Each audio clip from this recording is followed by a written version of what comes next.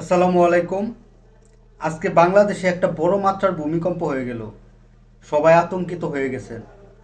চলুন শুনে নেই ডক্টর মিজানুর রহমান আজাহারি এই ভূমিকম্প সম্পর্কে কি বলে এবং ভূমিকম্প কেন হয়।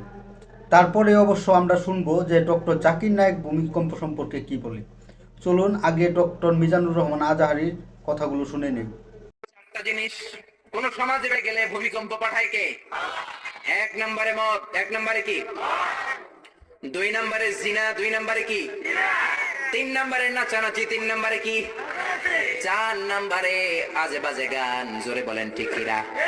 এই চারটা খারাপ কাজ থেকে যদি আমরা বেঁচে থাকতে পারি, আমি গ্যারান্টি দিতে পারি বাংলার জমিনে কোনো ভূমিকম্প হবে না। ঠিক কিনা?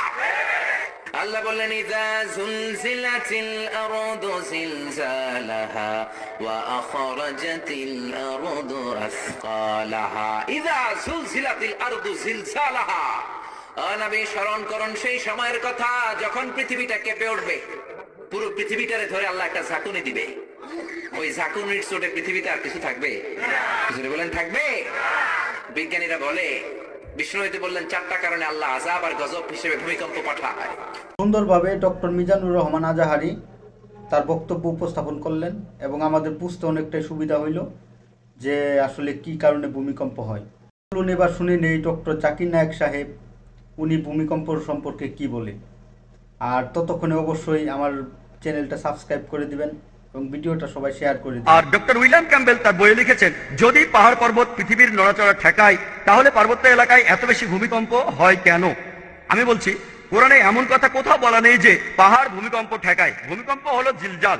আর আপনারা যদি অক্সফোর্ড ডিকশনারি দেখেন, ভূমিকম্প হয় পৃথিবীর ভূত্বকের বিভিন্ন আন্দোলন আর নড়াচড়ার জন্য, অথবা বিভিন্ন সিসমিক ওয়েভের কারণে, অথবা পাথরের ফাটলের জন্য, অথবা অগ্নুৎপাতের জন্য।